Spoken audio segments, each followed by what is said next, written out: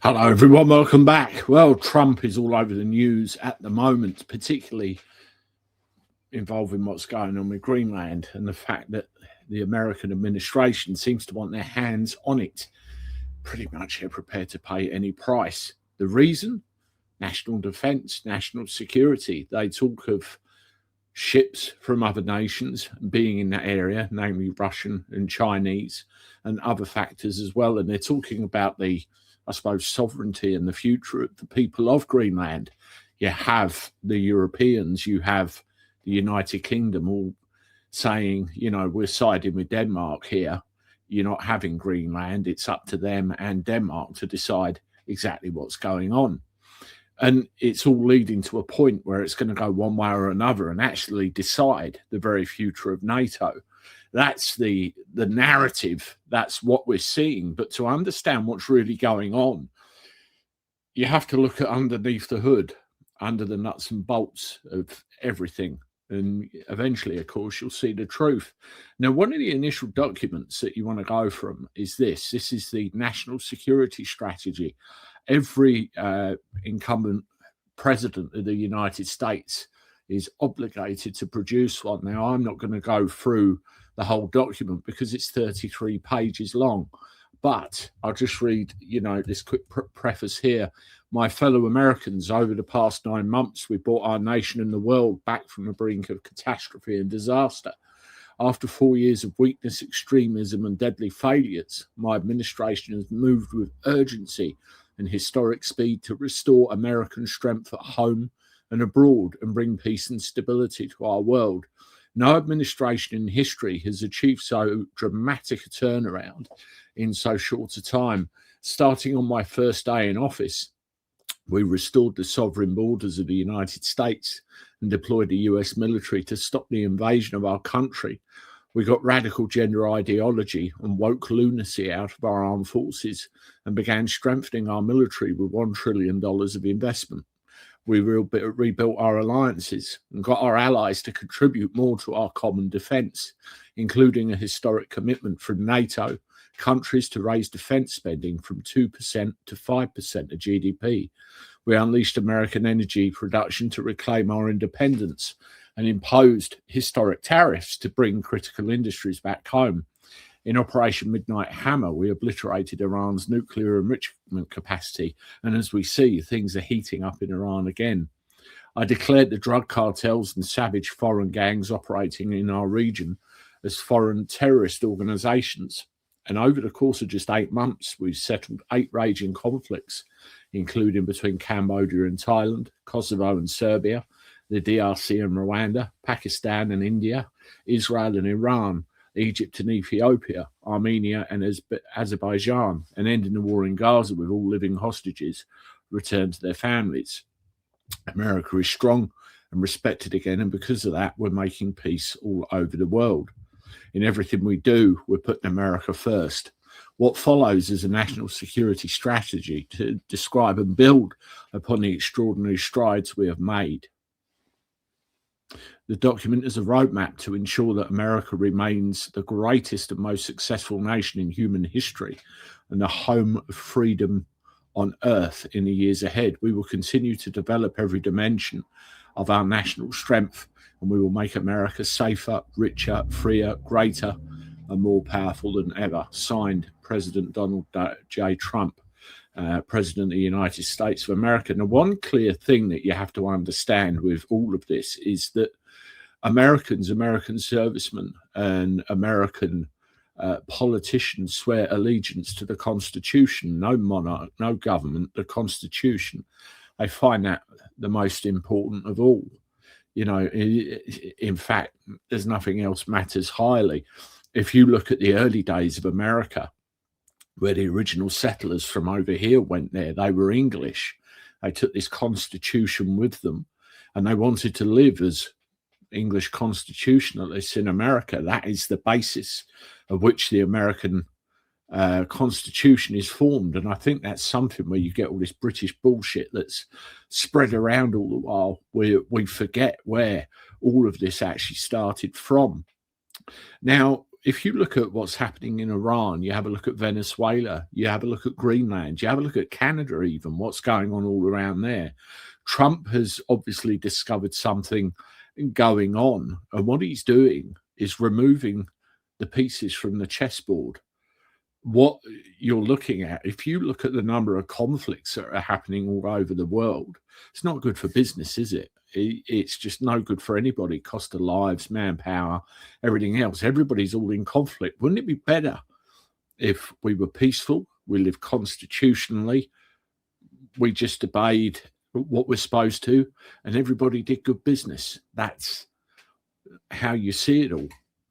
Now, there's a good summary of the document, which I think is worth reading pretty much in its entirety, and it's this one here, the Pref blog.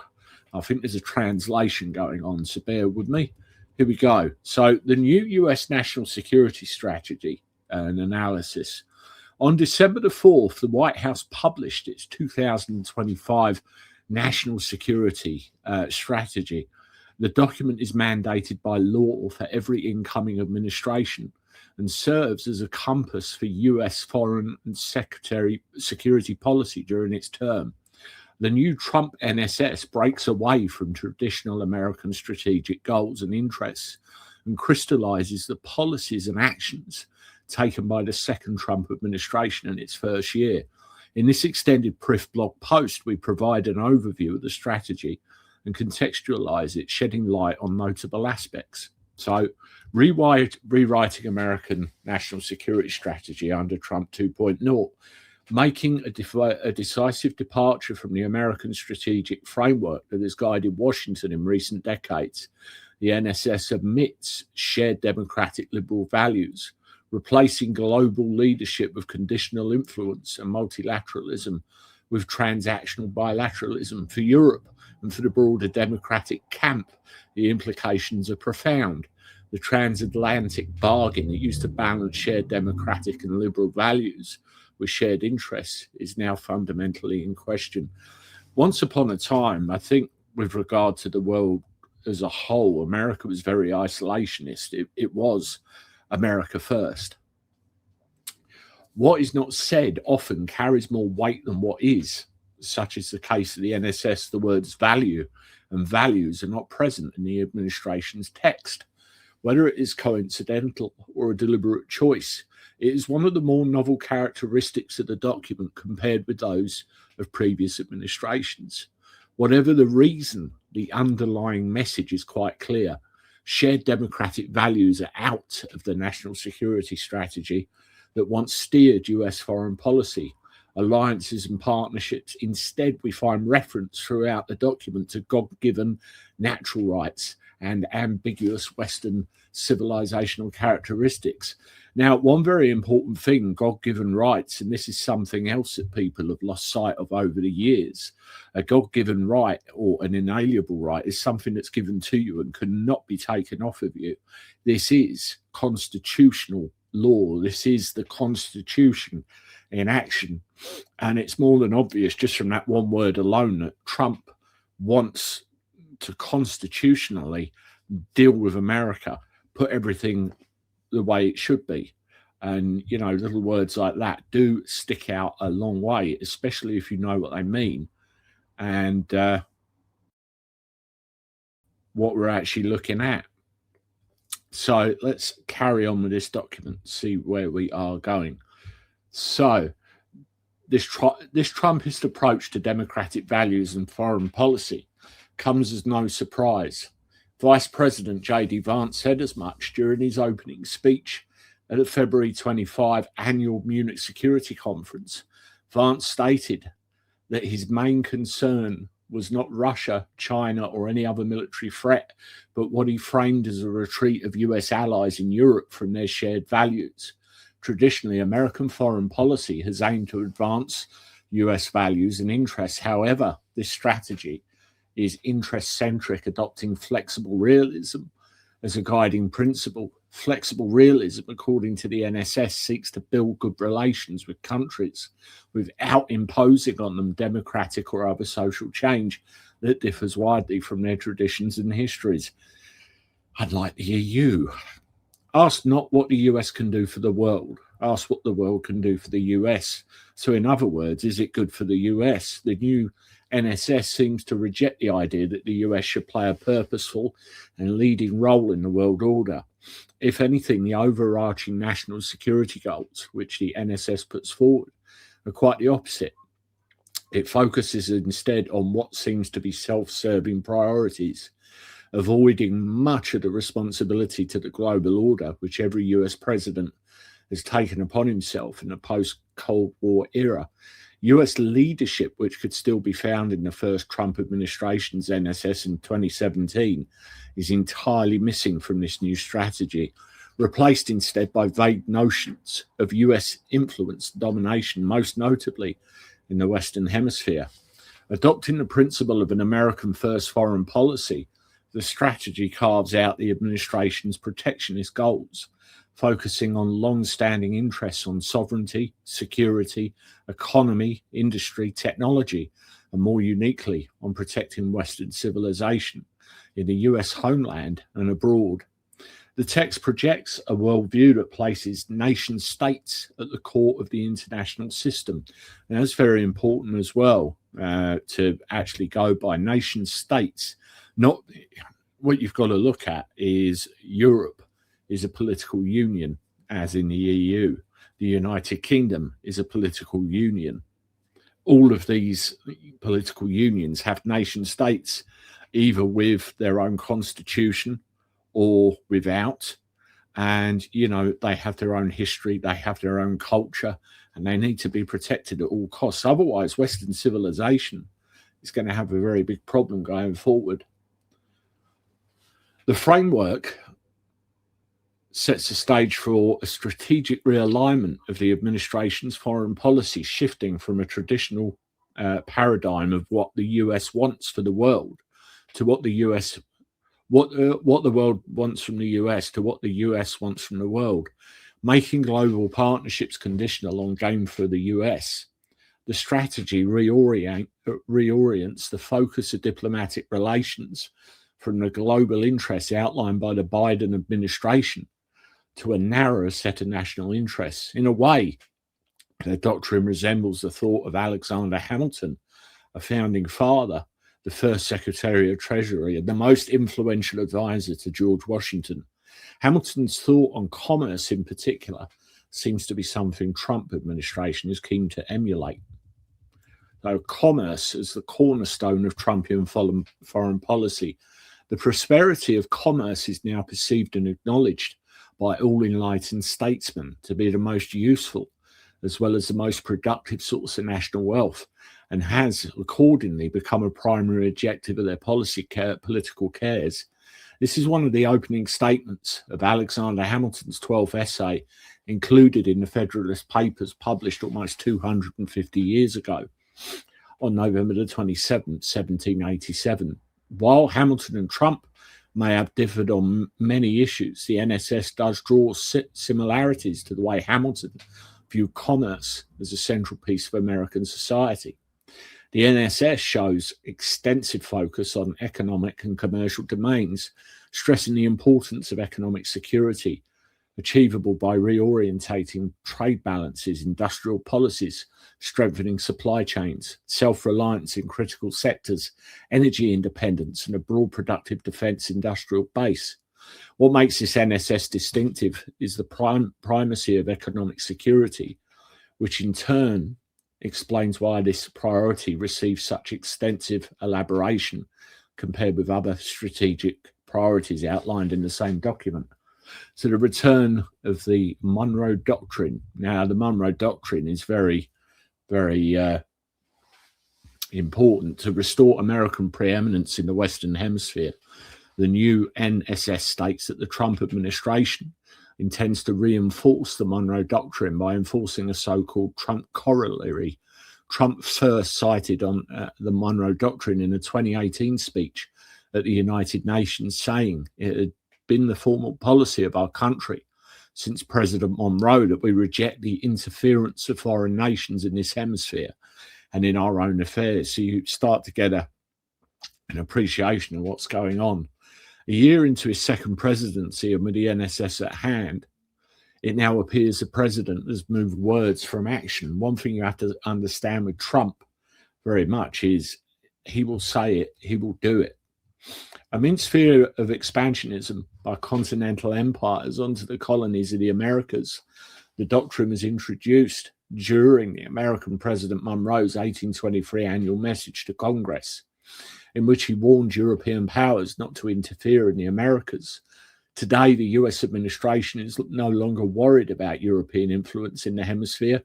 Washington is more intent on reasserting a hemispheric dominance while countering immigration and illegal narcotics, along with containing adversarial outside influence on the Western Hemisphere, an implicit allusion to China's deepening foothold in the region. The Trump corollary seems to expand the idea of non-interference by extra-regional powers to the economic realm. The NSS breaks away from the pivot to Asia, which was dominating US foreign policy circles since the Obama administration. President Obama announced that the United States would put the Asia-Pacific region first, after centuries of preoccupation with Europe and decades of forever wars in the Middle East. During the first Trump term and Biden administration, Indo-Pacific strategic primacy was kept. For Trump, 2017-2020, the Indo-Pacific was seen as a region of great power, competition with both China and Russia, reasserting their influence regionally and globally. For Biden, it was seen as a region for strategic competition with China as its pacing threat, marked as the only competitor with both the intent and capabilities to reshape the international order. While the new NSS uses language related to China, it's less strategically coherent or combative towards Beijing than either Trump 2017 NSS or their Heritage Foundation's Project 2025, assumed by many to have been largely adopted by the current administration. Trump's mega Make Europe Great Again unravels the US-Europe relationship. Among the regional chapters of the NSS, the section on Europe is by far the most jarring, but this also comes as no surprise.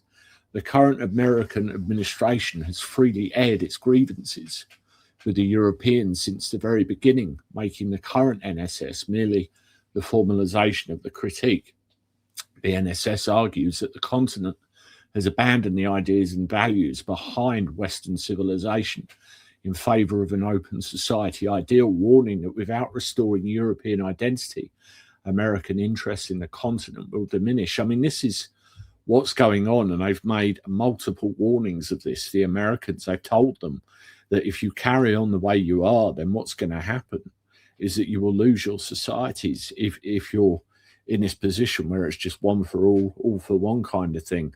It's not going to happen. America are clearing their house, they're clearing everybody out and trying to put it right constitutionally. Meanwhile, us over here seem to be doing completely the opposite. So you can see where all this is going. It's effectively a rearrangement of the chess pieces on the board. According to the document, these like-minded European countries are still crucial to the administration's effort to counter adversarial influence, yet the relationship does not seem to be intended as an equal partnership with a hegemonic order based on a loyalty system. The new NSS seeks to reward the so-called healthy nations of Southern, Central and Eastern Europe with commercial ties, weapon sales, political collaboration, cultural and educational exchanges, leaving a hanging question mark on the US position towards northern and western countries on the continent. By insisting that Europe must recalculate its course and take responsibility for its future, the NSS employs a rhetoric that underscores the US as the Western hegemony ruling over Europe, implicitly assigning Washington a pivotal role in preventing threats to God-given civilization. This role extends not only to threats emanating from international actors, but to adversarial forces within the European continent. We've got subordinates instead of partners. The current NSS marks a divisive departure from the American strategic framework that has guided Washington in recent decades by omitting shared democratic liberal values and replacing global leadership with conditional influence and multilateralism with transactional bilateralism. The Trump administration articulates a worldview in which the US no longer aspires to lead the international order, but rather to extract from it. The return of Hamiltonian economic thinking and the reintroduction of the Monroe Doctrine signals an administration intent on consolidating power at home. In the Western Hemisphere, it also signals a shift in American foreign policy. This shift is particularly destabilizing in Europe, where the NSS treats allies not as partners but as subordinates with a hierarchy, and which interstate relations are conditioning by US priorities for Europe. And for the broader democratic camp, the implications are profound. The transatlantic bargain it used to balance shared demographic and liberal values with shared interests is now fundamentally in question. Now, one of the things to look at, I mean, there's more to this document as well, as you can see, and it's all along the same lines. It's all realigning American interests. So it's, you know, America first primarily. You've got the situation where Europe is going to be very worried about what's going to happen next. And moreover, the British are going to be very worried about what happens next. This is a very key point. And if you have a look at a map of the world, particularly Greenland is a very good example. Have a look how that aligns with the US and Europe. And if you draw a line all the way down the middle of it, you can see where it's going. It's like pieces on a chessboard all being realigned. You know, very interesting. Now, the British reaction. Let's have a look at this. There was a national security strategy statement in the House of Lords, which there was coverage of, and they were talking about the implication for the UK's relationship with the US. And there was a question that was actually asked within that actual debate. And I want to read the text of it here because it does give you some very pointed words, and we'll read through it together. Now, what happened was this. The following answer to an urgent question was given in the House of Commons on Thursday, 11th of December. I thank my honourable friend for his urgent question. I'm sure that the whole House will agree that the UK-US relationship has delivered security and prosperity on both sides of the Atlantic for more than a century. The special relationship we share with the US is built on a foundation of deep defence, security and trading links and unique cultural and people-to-people ties. Both the Prime Minister and President Trump have repeatedly emphasised their commitments to continuing to strengthen it. Of course, it's for the United States to set out its own national security strategy, as it is for any government. The strategy contains many shared objectives: resolving conflicts, tackling migration, and ensuring economic security. However, it will not surprise the House that on some areas we take a different view. When it comes to European security, what we see is a strong Europe coming together to defend Ukraine, with the UK helping to lead the coalition of the willing from more than 30 countries. We see a Europe that is stepping up on defence spending, with the UK committed to reaching 5% of GDP on defence spending by 2035. It's right that Europe steps up. That is in our interests. Europe is united behind Ukraine and united behind our long-standing values of freedom and democracy. And we will always stand up for those values. Our bond delivers on both sides of the Atlantic. Our trading relationship is worth over 330 billion annually. We have over 1.2 trillion in mutual investment. And our businesses support over 1 million jobs in each other's countries. The UK will continue to work closely with the US to strengthen Euro-Atlantic security through NATO, to support Ukraine, and to deepen our cooperation on emerging technologies and economic security. The strength our relationship allows us to discuss and debate areas where we disagree. So we continue to strengthen this vital and mutually beneficial relationship with the United States. During the state visit, we announced over $250 billion in two-way investment, which was a powerful demonstration of the deepening economic ties between the UK and the US. And we signed a UK-US technology deal, the first of its kind, that will supercharge our cooperation across areas including AI, quantum, and nuclear. So that was the statement right there. And you can see all of the text that I've just read off. There's the actual security strategy. Now,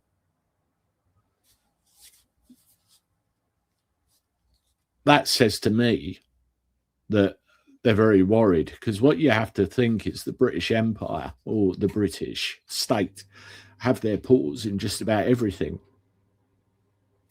There's certain countries where, you know, there is a bit of an influence over what's going on, and the British will have their hands or their sticky fingers in the pot. Now, what that statement and what that question and answer is basically saying in a roundabout way, and this is where Trump is finding them out, is that, okay, we are getting a little bit worried here that you're going to be taking our toys away from us. What are we going to do about it? I mean, what always amazes me is the fact that we are more Europe than we are the US. And you remember what I spoke about earlier, of course, with the Constitution, how the Americans got their Constitution from the English. We've got more in common with them than we care to admit. Nuts, isn't it? Now, speaking of what he found out, you know, there are certain things we need to talk about with regard to Zelensky and even Netanyahu. So let's cover those next. Now, I'm going to show you a very short meeting with regard to the Zelensky and Trump situation. Here we are.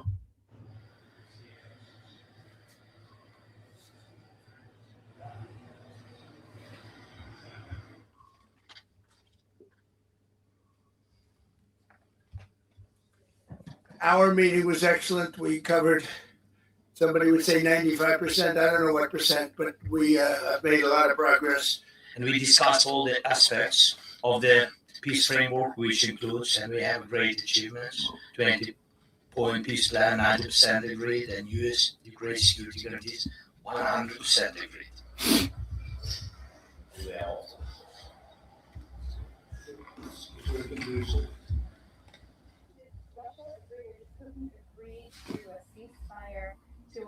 We discussed a lot of points, and I do think we're getting a lot closer, maybe very close. This is a very special place. And so is this.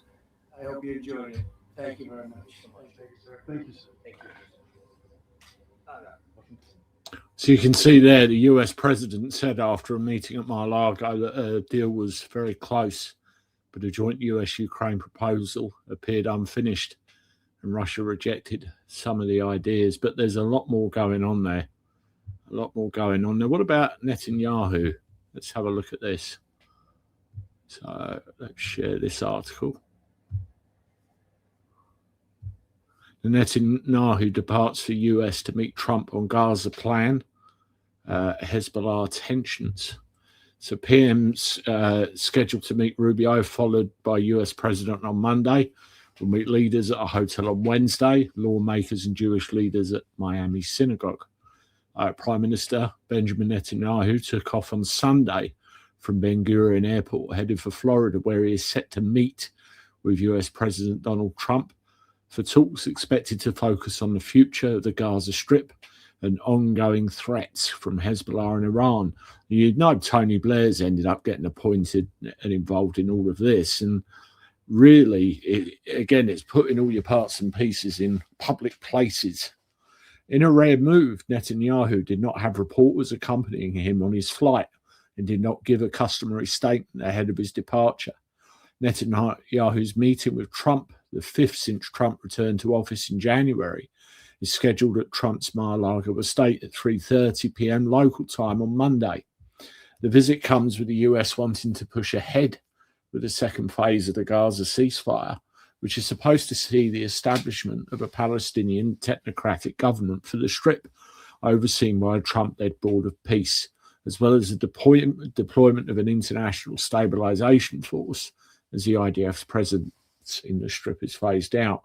Israel and Hamas have not formally signed on to the second phase of the deal, with both sides accusing the other of violating their own terms at the first phase. Hamas has yet to return the body of one hostage, which Israel has refused to open the Rafah crossing in both directions, agreeing only to allow movement out of the Strip.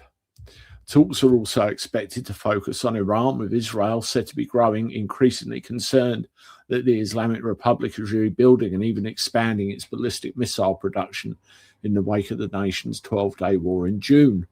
And on Hezbollah, as Israel threatens to resume the war halted by a November 24 ceasefire if the Lebanese government does not meet a New Year's deadline imposed by the US. Netanyahu's trip is slated to last until Thursday, though his public schedule is fairly sparse. Trump, who is meeting Ukrainian President Zelensky, is expected to be on a golf course for much of the week, according to the press. Ahead of his summit with Trump, Netanyahu will meet US Secretary of State Rubio. He currently has nothing publicly scheduled for Tuesday. On Wednesday, Netanyahu will meet leaders at his hotel, then will head to the Bal Harbor Synagogue in Miami for an event scheduled to take off for Israel on Thursday afternoon and slated to land back Friday afternoon. He's a busy bee, isn't he? Now, there's a few things to, point out from these meetings. They both took place at Mar-a-Lago, so very much on Trump's terms. You had that 20-point peace plan there. Now, what they're actually saying, Europe as opposed to Trump, is, if there is peace, we're going to put troops in there, which of course means there won't be any peace. And this seems to be what Trump is trying to, sort out, rejig the fact there should be peace. And this was all discussed. Now, there's a bit of an angle you could take, which is speculative. Apparently, it was claimed that Trump turned around and said to Netanyahu, "You're not the sheriff anymore." This is purely speculative. And, what he is doing with all this, and if you look at Venezuela and what's happening with Greenland and everything else, he's removing countries from the geopolitical chessboard of the British, taking away their power base, their little chessboard where they like to play all these games. And what he's doing really with all of this is replacing permanent wars with business. Can you see the difference here? Now, what the British are trying to do, and this is really kind of showed their hand for what it is. They're trying to fiddle with Congress to try and put dampers on everything that's going on. They're trying to protect their own position. And they're even saying that they want to outlast Trump and his national security strategy. There was even the thing with the drone attacks. You remember them? Over at Putin's residence. Who was really behind that? Yes, there were concerns. Yes, things were later stated. And again, there are speculative things that were said about the truth of who was behind them, why they happened, and what the consequences of it all is. It really is a big thing. But out of all of this, what you have to look at, you get told certain things about what Trump is or isn't up to in the world sphere, but there is more to it if you analyze, if you look, and everything else. And he is literally putting America in a position where it will be a dominant force in the Western Hemisphere and putting everyone else in their place and saying, forget these foreign wars. You British, the British Empire, we're not playing your games anymore. It's over. We're going to do things this way. No more wars, no more death, just good business. Leave us to it. If you want to do business with us, you know where we are. One thing with Greenland, look what he's done, shove tariffs here, there, and everywhere. And look at the reaction from the British. It tells you everything you need to know, doesn't it? Anyway, leave your comments, subscribe to the channel, hit the like button, share my stuff. I'll talk to you soon. Toodaloo.